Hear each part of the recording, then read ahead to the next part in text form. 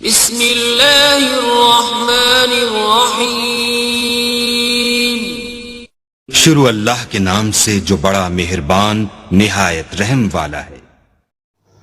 اعوذ باللہ من الشیطان اللعین الرجیم۔ بسم اللہ الرحمن الرحیم۔ الحمدللہ رب العالمین وبہ نستعین والصلاة والسلام وتحیۃ والاکرام علی اشرف الخلق سید المرسلین بالقاسم المصطفیٰ محمد وآلہ الطیبین الطاہرین ولعنۃ اللہ علی اعدائہم اجمعین، اما بعد۔ شہر رمضان الذی انزل فیہ القرآن، ماہ مبارک وہ مہینہ ہے جس میں قرآن مجید نازل ہوا انسانوں کی ہدایت کے لیے۔ اس ہدایت تک پہنچنے کے لیے قرآن کا سمجھنا ضروری ہے۔ قرآن سمجھیں گے تو ہدایت کا راستہ نظر آئے گا اور دین بھی سمجھ میں آئے گا۔ اسی بات کو مد نظر رکھتے ہوئے سورہ حمد کی تفسیر اور اس کے معنی بیان کیے جا رہے ہیں۔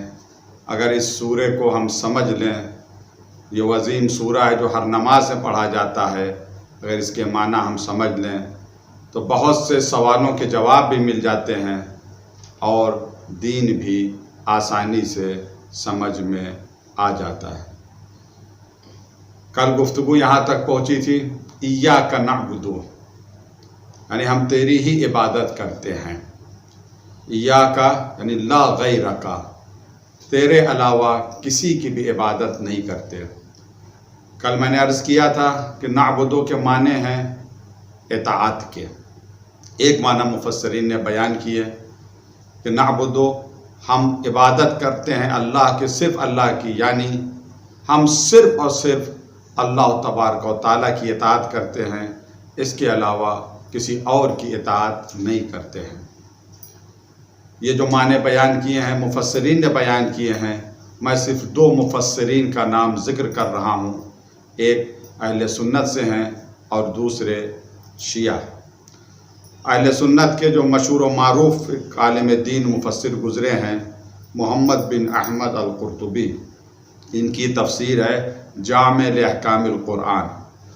اس تفسیر میں جلد نمبر 1 صفحہ نمبر 145 پر آپ فرماتے ہیں نعبدو معناہ نطیعو، نعبدو کے معنی ہے نطیعو، یعنی ہم اطاعت کر رہے ہیں، صرف اور صرف اللہ کی اطاعت کر رہے ہیں۔ العبادہ طاعہ، عبادہ کے معنی طاعت کے ہیں، اطاعت کے ہیں۔ یہ تو انہوں نے ذکر کیا۔ شہید مطہری ہمارے بہت ہی مشہور و معروف عالم دین گزرے ہیں ایران کے، آپ فرماتے ہیں یعنی ہیچ کس و ہیچ چیز غیر خدا را شائستہ پرستش نمی دانی، کسی چیز کو، کسی شخص کو خدا کے علاوہ جو ہے اسے اس لائق ہم نہیں سمجھتے کہ ہم اس کی عبادت کریں، اس کی پرستش کریں۔ تنہا از او اطاعت می کنیم، صرف اسی کی اطاعت ہم کرتے ہیں۔ یہ شہید مطہری کی بات کو تفسیر قرآن ماہر آغا رضا اصفہانی نے اپنی تفسیر میں نقل کیا، جلد نمبر 1 صفحہ نمبر 137 پر۔ تو عبادت یعنی اطاعت، یعنی ہم صرف اور صرف اللہ کی اطاعت کرتے ہیں۔ کیا مقصد؟ یعنی جو اللہ نے کہا اس کے اوپر عمل کرنا، یہی عبادت ہے۔ اب دیکھیے اللہ نے اپنی اطاعت کے لیے بھی کہا یا ایھا الذین آمنوا اطیعوا اللہ، اے لوگوں اللہ کی اطاعت کرو، واطیعوا الرسول، رسول کی اطاعت کرو، وَأُولِي الْأَمْرِ مِنْكُمْ، اور اولی الامر کی اطاعت کرو جو تم میں سے ہیں۔ اولی الامر سے مراد ائمہ معصومین علیہم السلام ہے۔ تو اب اگر کوئی امام علی علیہ السلام کی اطاعت کر رہا ہے تو حقیقت میں وہ اطاعت اللہ کی اطاعت ہے، کیونکہ اللہ کے حکم سے ہو رہی ہے۔ کوئی اگر رسول اللہ کی اطاعت کر رہا ہے تو حقیقت میں وہ اطاعت اللہ کی اطاعت ہے، جیسا کہ سورہ النساء آیت نمبر 80 میں ارشاد ہوا من یطیع الرسول فقد اطاع اللہ، جس نے رسول کی اطاعت کی گویا اس نے اللہ تبارک و تعالیٰ کی اطاعت کی۔ تو عبادت یعنی اطاعت، ہم صرف اللہ کی اطاعت کر رہے ہیں۔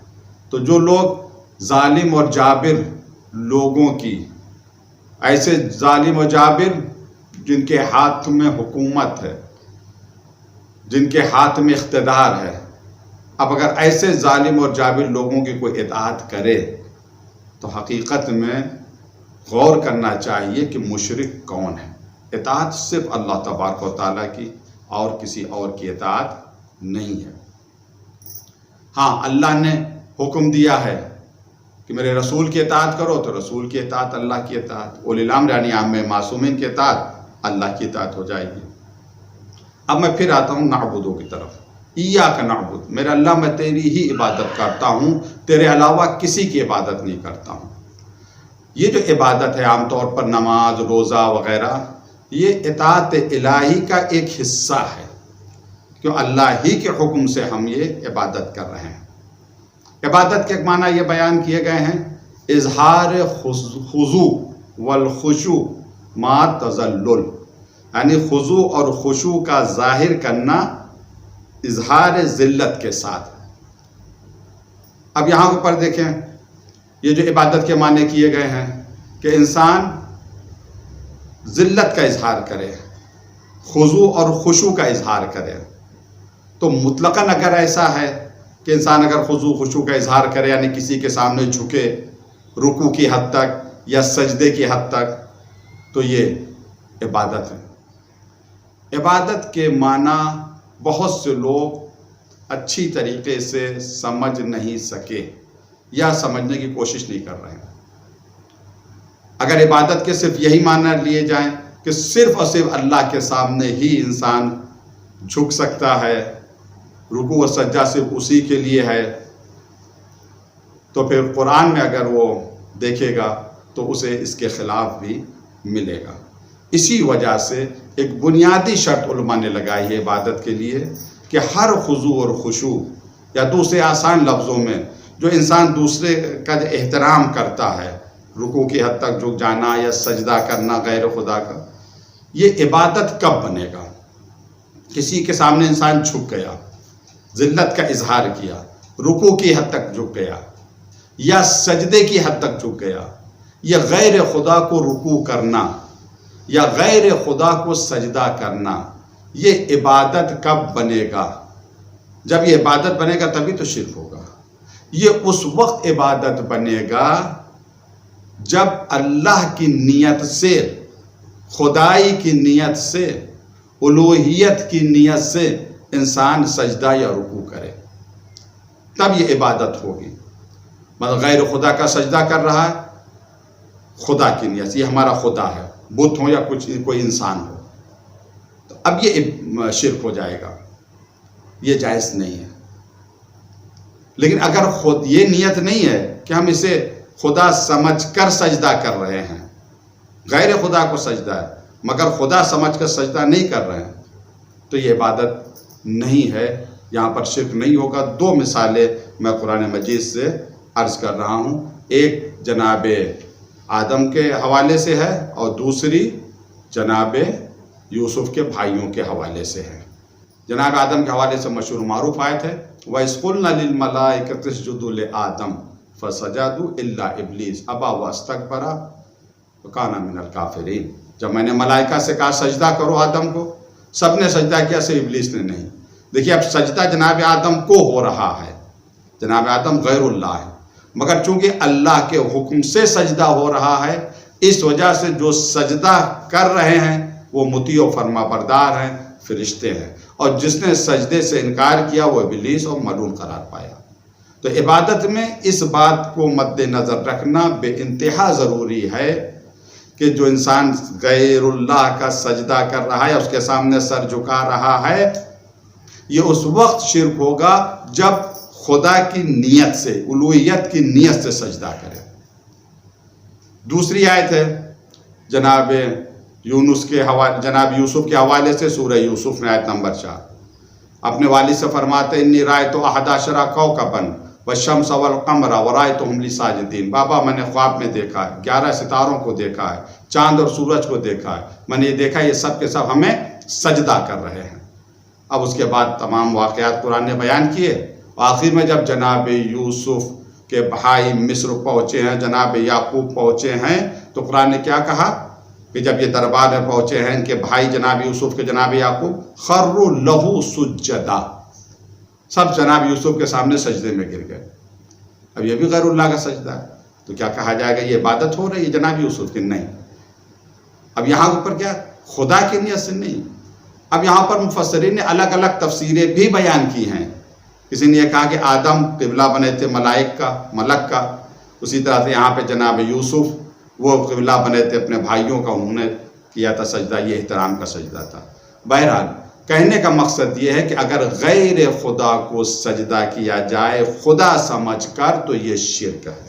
سجدے کی بات تو جانے دے، اگر غیر خدا کی طرف آنکھوں سے بھی اشارہ کیا جائے، غیر خدا کی طرف آنکھوں سے بھی سجدہ کیا جائے، اشارے سے بھی سجدہ کیا جائے، الوہیت کا اقرار کرتے ہوئے یا غیر خدا کو خدا مانتے ہوئے آنکھوں سے بھی سجدہ کیا جائے تو یہ بھی شرک ہے۔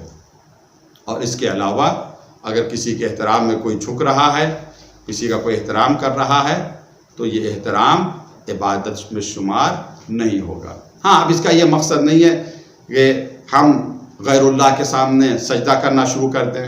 کہنے کا مقصد یہ ہے کہ آج وہابی حضرات یہ کہتے ہیں جو غیر اللہ کا سجدہ کرے وہ مشرک ہے۔ نہیں، اس طرح سے نہیں۔ ہاں، شریعت اسلامی میں اجازت نہیں ہے غیر اللہ کو سجدہ کرنے کی، جائز نہیں ہے، حرام ہے، جیسا کہ فتاوے بھی ہیں علماء کرام و مراجع کرام کے کہ غیر خدا کو سجدہ نہیں کیا جا سکتا ہے۔ لیکن اگر کوئی غیر خدا کو سجدہ کر رہا ہے، احترام کی نیت سے سجدہ کر رہا ہے، تعظیم کی نیت سے سجدہ کر رہا ہے، خدا سمجھ کر سجدہ نہیں کر رہا ہے، تو یہ تو کہا جا سکتا ہے چلو اس نے غلط کام کیا، مگر اسے مشرک قرار نہیں دیا جا سکتا۔ اب اس حوالے سے کہ غیر خدا کو سجدہ کن حالات میں کیا جا سکتا ہے، یہ ایک الگ مفصل بحث ہے۔ ہمارے علماء اکرام آیت اللہ العظمہ آغا خوئی انہوں نے اس کے اوپر بھی گفتگو کی ہے، دیگر علماء نے بھی گفتگو کی ہے۔ ہاں، بہت سے لوگ جاتے ہیں، جانے کے بعد حرم مبارک میں جاتے ہیں، اپنا سر جو ہے وہ جھکاتے ہیں، یہ تعظیم ہے، یہ سجدہ نہیں ہے، یہ تعظیم ہے۔ یہاں کے اوپر بس اسی بات پر توجہ دینے کی ضرورت ہے، وہ یہ کہ عبادت اور تعظیم میں فرق ہے۔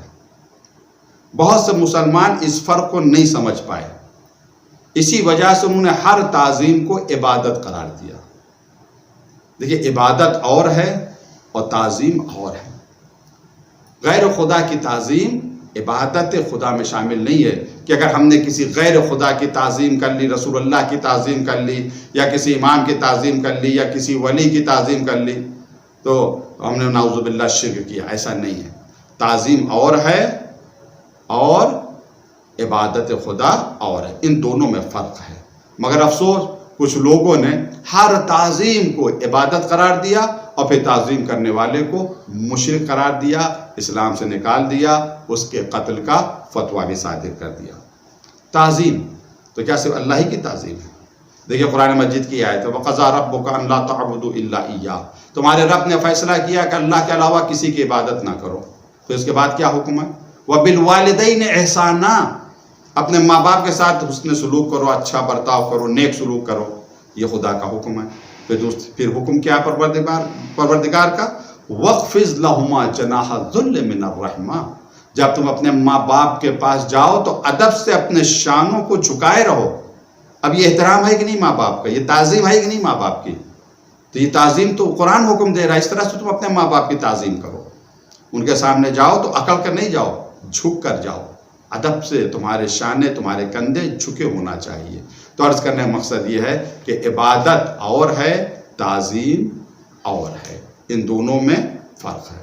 اب بعض لوگ جو ہر تعظیم کو عبادت قرار دیتے ہیں پھر قرآن کی آیتیں پیش کرنے لگتے ہیں وَالَّذِينَ يَجْعَلُونَ مَعَ اللَّهِ إِلَٰهًا آخَرَ، یعنی یہ مشرک ہو گئے، اللہ کے ساتھ یہ دوسرے کو اللہ مان کر اس کی عبادت کر رہے ہیں۔ نہیں، عبادت ہم صرف اللہ کی کرتے ہیں، تعظیم اللہ کے بندوں کی کرتے ہیں، چونکہ اللہ کا حکم ہے کہ ان کی تعظیم کرو، اس وجہ سے ان کی تعظیم کی جاتی ہے۔ وہ دوسری آیت وَالَّذِينَ لَا يَدْعُونَ مَعَ اللَّهِ إِلَٰهًا آخَرَ، وہ لوگ جو نہیں پکارتے اللہ کے ساتھ کسی دوسرے کو خدا سمجھ کر۔ ہم لوگ جو تعظیم کرتے ہیں ائمہ علیہم السلام کی، ان کی عبادت نہیں کرتے ہیں، ان کی تعظیم کرتے ہیں۔ وسیلہ ایک الگ ٹاپک ہے، اللہ کے حکم ہی سے انہیں وسیلہ قرار دیا جاتا ہے۔ تو عرض کرنے کا مقصد یہ ہے کہ عبادت اور تعظیم میں فرق ہے، لیکن افسوس کچھ لوگ ہر تعظیم کو شرک بنا دیتے ہیں۔ آئیے آیات شرک کی طرف مراجعہ کریں، یعنی وہ آیتیں جو شرک پر دلالت کر رہی ہیں، ان آیتوں کا مطالعہ کریں، ان آیتوں کو پڑھیں، ان آیتوں کو سمجھیں تاکہ حقیقت شرک ہماری سمجھ میں آئے۔ شرک تو بہت بڑا گناہ ہے، اس میں ذرا برابر شک نہیں ہے، گناہ کبیرہ ہے، اتنا بڑا گناہ ہے شرک کہ سورہ نساء آیت نمبر 116 میں ارشاد ہوا ان اللہ لا یغفر ان یشرک بہ، اللہ نہیں معاف کرے گا، شرک کو معاف نہیں کرے گا۔ کہ اگر کوئی اللہ کی عبادت میں کسی کو شریک قرار دے رہا ہے، اللہ کی ذات میں اگر کسی کو شریک قرار دے رہا ہے تو اللہ اس گناہ کو معاف نہیں کرے گا۔ وَيَغْفِرُ مَا دُونَ ذَلِكَ لِمَنْ يَشَاءُ، اس کے علاوہ اللہ جسے چاہے گا وہ معاف کر دے گا۔ وَمَنْ يُشْرِكْ بِاللَّهِ فَقَدْ ضَلَّ ضَلَالًا بَعِيدًا، جس نے شرک اختیار کیا وہ گمراہی میں بہت دور چلا گیا، یعنی پھر واپس آنا تھوڑا مشکل ہو جاتا ہے۔ قرآن مجید ہے، ایک طرف قرآن کی آیت یہ کہہ رہی لا تقنطوا من رحمت اللہ ان اللہ یغفر الذنوب جمیعا، اللہ کی رحمت سے مایوس نہ ہو، اللہ تمہارے تمام گناہوں کو بخش دے گا۔ اور دوسری طرف یہ آیت کہہ رہی ہے کہ اللہ شرک کو معاف نہیں کرے گا، شرک کے علاوہ تمام گناہوں کو معاف کر دے گا۔ جس کے بارے میں اس نے ارادہ کر لیا یا چاہے، اس کی مشیت جس سے تعلق رکھے، اس کے تمام گناہ معاف کر دے گا، مگر شرک ایسا گناہ ہے کہ پروردگار معاف نہیں کرے گا۔ اس وجہ سے ضروری ہے کہ ہم سمجھیں کہ شرک کسے کہتے ہیں، شرک کیا ہے۔ قرآن مجید کی یہ آیت سورہ حج کی آیت نمبر 31، وَمَنْ يُشْرِكْ بِاللَّهِ، جس نے شرک اختیار کیا، اللہ کی ذات میں کسی کو شریک قرار دیا۔ وَمَنْ يُشْرِكْ بِاللَّهِ فَكَأَنَّمَا خَرَّ مِنَ السَّمَاءِ، تو گویا ایسے ہی جیسے وہ آسمان سے گر پڑا ہو۔ یعنی دیکھیے کس طریقے سے قرآن مجید نے شرک کے معنی سمجھانے کی کوشش کی کہ جس شخص نے شرک اختیار کیا گویا وہ آسمان سے گر رہا ہے۔ فَتَخْطَفُهُ الطَّيْرُ، تو یا تو پرندے جب آسمان سے گرتا ہے تو وہ پرندے ہوتے ہیں، شکاری پرندے، وہ اچک لیتے ہیں، یا تو پرندے اسے اچک لیں گے، اس کا گوشت نوچ نوچ کے کھا لیں گے، او تحوی بہ الریح فی مکان سحیق، یا ہوا اسے بہت دور لے جا کر پھینک دے گی۔ یہ ہے شرک کی حقیقت کہ جس نے شرک اختیار کیا وہ آسمان سے گرا، تو یا تو انہیں پرندوں نے اچک لیا یا ہوا نے ان کو دور اٹھا کر پھینک دیا۔ اب اس آیت کو سمجھنے کی کوشش کریں۔ آسمان یہ کنایا ہے توحید کا، آسمان یعنی توحید، شرک یعنی گر رہا ہے اس آسمان سے۔ جس طرح سے آسمان سے کوئی گرتا ہے اسی طریقے سے جس نے شرک اختیار کیا گویا وہ آسمان سے گرا۔ شرک یعنی آسمان سے گرنا۔ اچھا جب گر رہا ہے آسمان سے، وہاں پر کیا کہا؟ پرندے اسے اچک لیں گے۔ یہاں پر کیا ہے کہ جیسے انسان شرک اختیار کرتا ہے ابلیس اور شیاطین کے اس کے اوپر حملہ ہو جاتا ہے۔ جس طریقے سے شکاری پرندے حملہ کرتے ہیں اپنے شکار کے اوپر، اس کی بوٹیاں نوچ نوچ کے کھاتے ہیں، ویسے وہ شخص جو شرک کا مرتکب ہوا ہے شیاطین اس کے اوپر اٹیک کر دیتے ہیں، اس کے اوپر حملہ کر دیتے ہیں۔ اگر کسی طریقے سے وہ بچ گیا، جس طرح پہلے آیت میں کہا گیا، یا تو اسے پرندے نوچ کے کھا لیں گے، نہیں تو ہوا دور لے جا کر پھینک دے گی۔ اگر بالفرض وہ شیطان کے حملوں سے بچ گیا تو ہوائے نفس سے نہیں بچے گا، اپنی خواہشات سے نہیں بچے گا، اپنی ذاتی رائے سے نہیں بچے گا، اپنے قیاس سے نہیں بچے گا، یہ سب اسے ہلاک کر دیں گے۔ کہنے کا مقصد یہ ہے کہ اگر کوئی شخص شرک اختیار کرے تو گویا ایسے جسے آسمان سے نیچے گر رہا ہے، یا تو اسے پرندے اس کو نوچ نوچ کے اس کا گوشت کھا لیں گے، یا ہوا اتنی دور لے جا کر اسے پھینکے گی کہ واپسی کا راستہ اسے نہیں ملے گا۔ اسی طریقے سے جس نے شرک کیا یا تو شیطان اسے گمراہ کر دے گا، یا اگر اسے بچ گیا تو اس کی جو آرا ہیں، اس کی جو خواہشات نفس ہیں، وہ اتنی دور اسے لے جا کر پھینک دیں گی کہ پھر واپس آنا مشکل ہو جائے گا۔ یہ ہے شرک، بہت بڑا گناہ ہے، پروردگار معاف نہیں کرے گا۔ لیکن اب دیکھیں آپ، شرک یہ گناہ کبیرہ ہے۔ کیا تعظیم شرک ہے؟ کسی کا احترام کرنا شرک ہے؟ انبیاء اور ائمہ کا احترام کرنا شرک ہے؟ نہیں. یہی سورہ حج. اب میں سورہ آیت نمبر 31 ہم نے پڑھی کہ جس نے شرک کیا گویا آسمان سے نیچے گرا. اسی سورہ حج میں ارشاد ہوا آیت نمبر 30 میں. اس آیت کے اوپر غور کرنے کی ضرورت ہے. یہ شرک والی آیت تو لوگوں کو نظر آ جاتی ہے، مگر شرک سے پہلے جو آیتیں ہیں اس پر وہ غور نہیں کرتے، وہ نظر نہیں آتی. وہ آیت کیا ہے؟ ذالک ومن يعظم حرمات اللہ فهو خیر لہ فهو خیر لہ عند ربہ. یہاں پر جو حرمات اللہ کی تعظیم کرے گا، ذالک من يعظم حرمات اللہ، اللہ کی حرمت کی جو تعظیم کرے گا یہ تعظیم اس کے لیے اچھی ہوگی، خیر ہوگی اس کے رب کے نزدیک. دوسری آیت ہے وہ آیت نمبر 32 ہے، اس سے واضح آیت ہے. وہ کیا؟ ذالک ومن يعظم شعائر اللہ فإنها من تقوى القلوب. جو شاعر الہی کی تعظیم کرتا ہے یہ تعظیم اس وجہ سے کرتا ہے کہ اس کے دل میں تقوی پایا جا رہا ہے. اس کا مقصد یہ ہے کہ جو متقی لوگ ہیں وہی شاعر الہی کی تعظیم کرتے ہیں. میں عرض کروں گا کہ شاعر الہی کسے کہتے ہیں.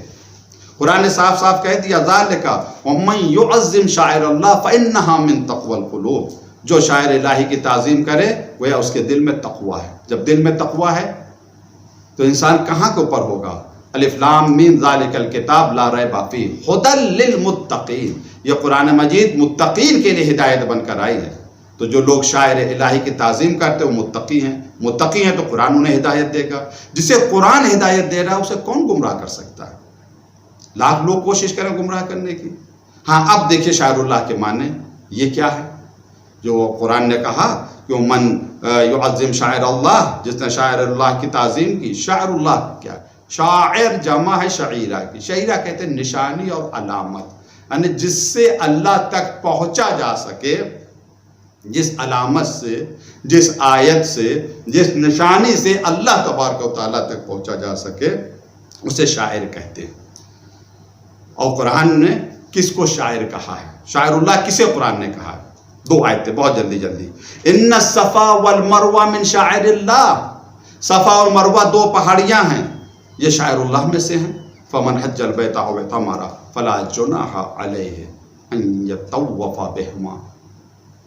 جو حج پہ جا رہا ہے یا عمرے پہ جا رہا ہے اس کو چاہیے کہ صحیح کرے. اور جو لوگ حج عمرے پہ جا چکے ہیں وہ صحیح کرتے صفا مروہ کے درمیان. یہ صفا پہاڑی ہے، مروہ پہاڑی، مگر شاعر اللہ ہے. اللہ نے اسے شاعر اللہ کہا. اس کا احترام بھی ضروری ہے. قرآن کہہ رہا سورہ مائدہ میں یہ آیت تھی، ان صفا والمروہ من شاعر اللہ. سورہ بقرہ آیت نمبر 158. یہ آیت ہے سورہ مائدہ آیت نمبر 2. یا ایھا الذین آمنوا لا تحلوا شعائر اللہ. اے مومنو شاعر اللہ کو حلال نہ کرو، یعنی ان کی حرمت کا خیال رکھو. اللہ کی نشانیوں کی بے حرمتی نہ کرو، یہ قرآن نے کہا ہے. صفا و مروہ شاعر اللہ میں سے ہیں، ان کی بے حرمتی نہ کریں، یہ قرآن نے حکم دیا ہے سورہ مائدہ آیت نمبر 2 میں. اور شاعر اللہ کیا ہے؟ وَالْبُدْنَ جَعَلْنَاهَا لَكُم مِّن شَعَائِرِ اللَّهِ. یہ قربانی کا اونٹ ہم نے اسے شاعر اللہ میں سے قرار دیا تمہارے لیے. یہ کیا قربانی کا اونٹ؟ وہ اونٹ جو اللہ کی راہ میں قربان ہونے کے لیے لایا گیا ہے، یہ بھی شاعر اللہ ہے. پہاڑیاں بھی شاعر اللہ ہے، اونٹ بھی شاعر اللہ ہے، یعنی جمادات شاعر اللہ ہیں، مسلمان مان رہا ہے. حیوانات شاعر اللہ ہیں، مسلمان مان رہا ہے. لیکن اگر انسان شاعر اللہ ہو تو مسلمان انکار کر رہا ہے. کچھ مسلمان انکار کر رہے ہیں. یہ شرک ہے، یہ بدعت ہے ان کی تعظیم کرنا. نہیں، جس طرح سے یہ قربانی کا اونٹ اللہ کی راہ میں قربان ہونے کے لیے آیا، یہ شاعر اللہ بنا. وہ انسان بھی جس نے اپنے آپ کو فنا کر دیا اللہ کے راہ میں، اس کا ذکر شاعر اللہ ہے، اس کے فضائل شاعر اللہ ہے، اس کا تذکرہ شاعر اللہ ہے. اور ان کی تعظیم کرنا ضروری ہے. یہ تعظیم کی جائے گی تو یہ تعظیم عبادت نہیں بنے گی، شرک نہیں ہوگا. تو یہ سمجھنے کی ضرورت ہے کہ عبادت کسے کہتے ہیں اور تعظیم کسے کہتے ہیں، احترام کسے کہتے ہیں. ہم میں سے کوئی بھی نہ کسی نبی کی عبادت کرتا ہے، نہ کسی ولی کی عبادت کرتا ہے، نہ کسی امام کی عبادت کرتا ہے، نہ کسی ولی کی عبادت کرتا ہے. ہم سب صرف اور صرف اللہ تبارک و تعالیٰ کی عبادت کرتے ہیں. اسی کا سجدہ کرتے ہیں، اسی کا رکوع کرتے ہیں، اسی کے لیے نماز پڑھتے ہیں، اسی کے لیے روزہ رکھتے ہیں۔ عبادت صرف ہم اللہ کی کرتے ہیں، ایاک نعبد، صرف اسی کی عبادت کرتے ہیں۔ ہاں تعظیم، جس طرح اللہ نے کہا کہ والدین کی تعظیم کرو، جب ان کے سامنے جاؤ تو ادب سے اپنے شانوں کو جھکائے رکھو۔ تو کیا یہ روایات میں نہیں آیا کہ نبی کل اب، امام کل اب، نبی باپ کی طرح ہوتا ہے، امام باپ کی طرح ہوتا ہے؟ تو جو جسمانی والدین ان کے سامنے ہم ادب سے سر جھکائے رہیں، ادب سے شانے جھکائے رہیں، جو روحانی باپ ہیں ان کا ہم احترام نہ کریں۔ ہو سکتا ہے کوئی کہے کہ جب زندہ رہے تو ان کا احترام ہے، مرنے کے بعد نہیں ہے، تو یہ ایک الگ مستقل ٹاپک ہے۔ انبیاء ائمہ علیہم السلام کے حیات اور ممات دونوں ایک ہے، ان کا احترام ایک ہی طرح سے ہے۔ یہ متفق علیہ حدیث ہے، پیغمبر اسلام نے فرمایا کہ جس نے زندگی میں میری زیارت کی اور جس نے میرے مرنے کے بعد میری زیارت کی، دونوں ایک جیسی زیارت۔ میرے مرنے کے بعد جس نے میری زیارت کی گویا ایسا ہی ہے جس نے زندگی میں میری زیارت کی ہو، کوئی فرق نہیں ہے۔ بہرحال یہ ائمہ کے روزے میں ہم جاتے ہیں، کس وجہ سے جاتے ہیں؟ اس وجہ سے جاتے ہیں کہ اللہ کا حکم ہے، وہاں تعظیم کرتے ہیں، احترام کرتے ہیں۔ کیوں احترام کرتے ہیں، کیوں تعظیم کرتے ہیں؟ اپنی طرف سے نہیں، اللہ کا حکم ہے، کیونکہ شاعر اللہ میں سے ہیں، تو ان کا احترام کرنا ہمارے لیے ضروری ہے۔ یہ احترام اللہ کی عبادت ہے، نہ کہ امام کی عبادت ہے جسے شرک قرار دیا جائے، اللہ کی عبادت ہے یہ۔ جس طریقے سے جو شخص اپنے والدین کا احترام کرے، احترام تو والدین کا کر رہا مگر اطاعت اللہ کی ہو رہی ہے، تو عبادت بھی اللہ کی ہو رہی ہے، کیوں قرآن نے کہا کہ اپنے شانوں کو جھکائے رکھو والدین کے سامنے۔ تو جو احترام کیا جاتا، جو تعظیم کی جاتی ہے اولیاء خدا کی، یہ تعظیم حقیقت میں اللہ تبارک و تعالیٰ کی عبادت ہے، اور اس کا اجر و ثواب ہے، یہ شرک نہیں ہے۔ لیکن افسوس کچھ مسلمانوں نے ہر تعظیم کو، ہر احترام کو عبادت مان لیا، اور پھر اس کے بعد تعظیم کرنے والے، احترام کرنے والے کو دین سے نکال دیا، مشرک قرار دے دیا، اور اس کے اوپر فتویٰ لگا دیا، کفر کا فتویٰ، شرک کا فتویٰ، اور پھر یہ اس کا قتل کرنا جائز ہے۔ سمجھو ایاک نعبد کے معنی کیا ہے؟ ہم تیری اطاعت کرتے ہیں میرا اللہ، تیرے علاوہ ہم کسی کی اطاعت نہیں کرتے۔ اسی وجہ سے ہمارے یہاں کہ اطاعت اللہ کی ہے، رسول کی ہے، یا ائمہ معصومین علیہ السلام کی ہے۔ یا ائمہ معصومین علیہ السلام نے جس کو سرپرست بنا دیا، جس کو ویسے تو نہیں چھوڑا ہے ہمیں۔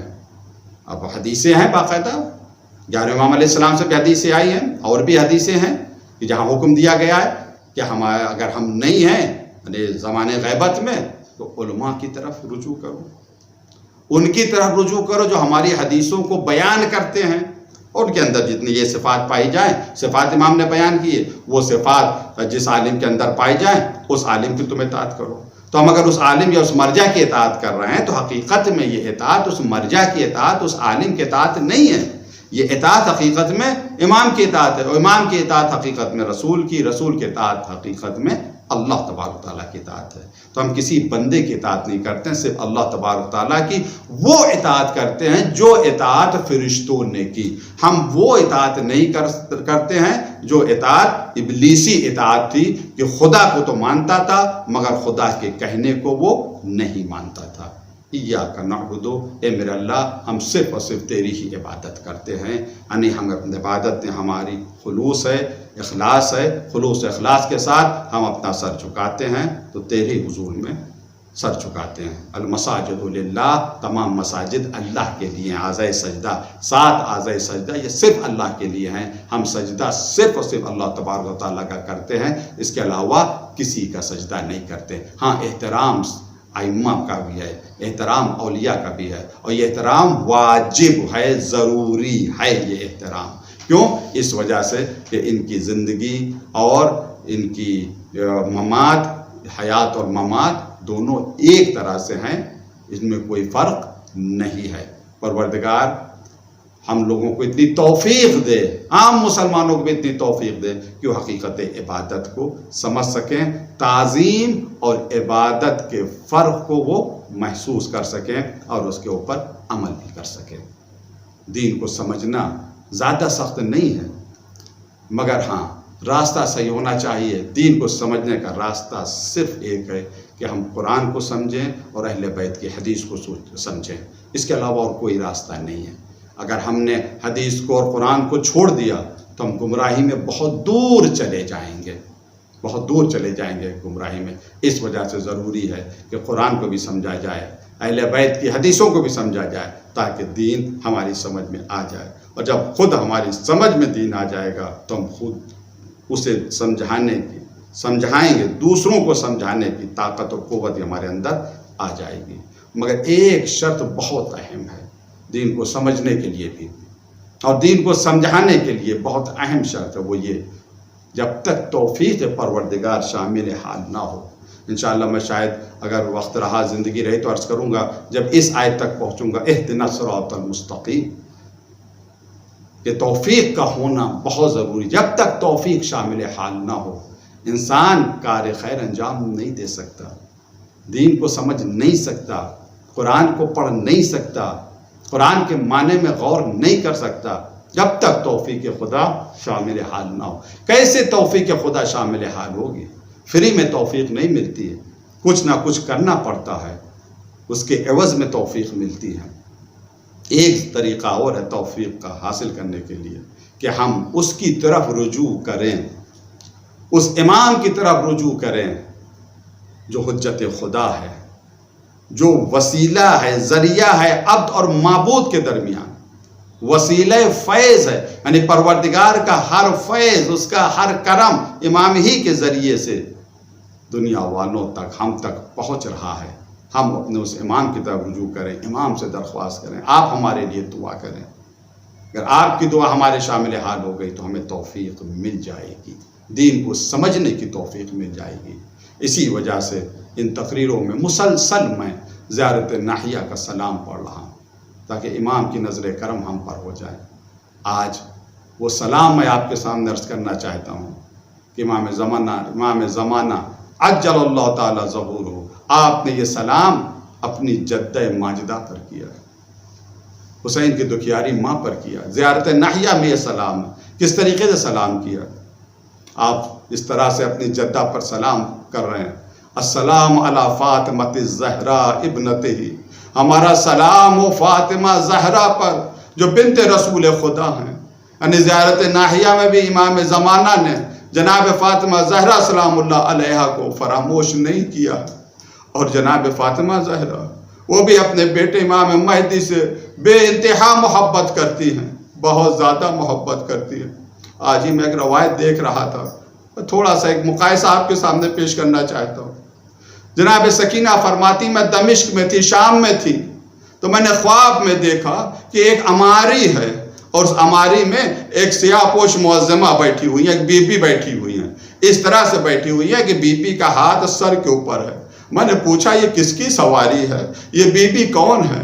تو مجھے جواب دیا جاتا ہے یہ تمہاری جدہ حسین کی دکھیاری ماں فاطمہ زہرا سلام اللہ علیہا کی سواری ہے۔ بس جیسے میں نے سنا کہ ہماری دادی ہیں تو میں نے سوچا میں قریب جاؤں اور جا کر شکایت کروں، اور میں قریب آئی، خواب دیکھا جناب سکینہ نے، خواب میں قریب آئی، آنے کے بعد کہتی یا اماں، اے اماں ہمارا گھر لوٹ لیا گیا، اے اماں ہمارے بابا کو قتل کر دیا گیا، اے اماں ہمارے اوپر مصیبتیں ڈالی گئی، اور یہ کہہ کے مصائب کا تذکرہ شروع کیا۔ اور جناب سکینہ مصائب پڑھ رہی ہیں اور جناب سیدہ مصائب کو سن رہی ہیں۔ ایک مرتبہ جناب فاطمہ زہرا فرماتی ہے بیٹی چپ ہو جاؤ، تمہارے پین سے میرا جگر ٹکڑے ٹکڑے ہو رہا ہے، اے بیٹی یہ تمہارے بابا کی قمیص ہے، اے بیٹی لا یفارقنی، یہ ہمیشہ ہمارے پاس رہتی ہے۔ ہاں زادارو، ایک قمیص امام حسین کی جناب سیدہ کے پاس ہے، اور روایت میں ملتا ہے جس حجرے میں امام زمانہ رہتے ہیں، جس کمرے میں امام زمانہ رہتے ہیں، اس میں امام حسین کی قمیص ہے۔ زمانے کے امام صبح اور شام اسی قمیص کی زیارت کرتا ہے۔ امام زمانہ بھی امام حسین کی قمیص کی زیارت کرتے ہیں۔ ایک قمیص جناب فاطمہ زہرا کے پاس بھی ہے۔ ہاں مجھے جب قمیص کا ذکر آیا تو ایک اور قمیص یاد آئی۔ جب پیغمبر دنیا سے گئے جناب سیدہ نے بہت گریہ کیا۔ ایک دن مولا کائنات سے کہا ابو الحسن وہ قمیص مجھے لا کر دے دیجئے جس قمیص میں آپ نے میرے بابا کو نہلایا تھا، غسل دیا تھا۔ امام علی نے قمیص لا کر دی، جناب سیدہ نے دیکھا، اس کا بوسہ لیا اور اتنا روئی کی غش آ گیا۔ پھر امام علی نے اس قمیض کو چھپا دیا، کبھی جناب سیدہ کو نہیں دکھایا۔ بدل چاہتا عرض کروں بی بی صرف بابا کی قمیض کو دیکھا تھا، خون کے شیٹے تو نہیں تھے، آپ کو غش آ گیا۔ ہائے سکینہ نشیب میں ہیں، ایک جسم زخموں سے چور چور ہے۔ سکینہ بابا کے جسم کو دیکھ رہی ہے، سوچ رہی ہے کہاں بوسہ لوں، پورا جسم تو زخمی ہے۔ سیعلم الذین ظلموا یومئذ انا للہ و انا الیہ الہی بحق زہرا و ابیہا و بالہا و بنیہا و سر المستودع فیہا۔ پروردگار ہم سب کی عبادت کو قبول فرما۔ پروردگار لاک ڈاؤن کی وجہ سے جو لوگ پریشان ہیں، جو مزدور پریشان ہیں، پروردگار ان سب کی مدد فرما۔ جو لوگ ان مزدوروں کی مدد کر رہے ہیں ان کی توفیقات میں اضافہ فرما۔ پروردگار ہم سب کو کرونا وائرس کے شر سے محفوظ فرما۔ میرے اللہ کرونا وائرس کی وجہ سے جو لوگ اپنے وطن سے دور ہیں ان کو صحیح سالم ان کے گھر والوں تک پہنچا دے۔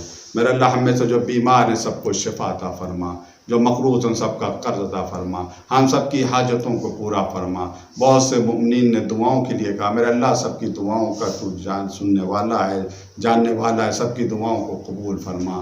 میرے اللہ ہمارے اعزاء و قربا رشتہ دار خاص کر والدین جو دنیا سے گزر چکے ہیں سب کی مغفرت فرما۔ امام زمانہ کے ظہور میں تاجیل فرما، ہمیں اتنی توفیق دے ہم اپنے امام کو پہچان سکیں، ان کی اطاعت کر سکیں۔ اللہم تقبل منا انک انت السمیع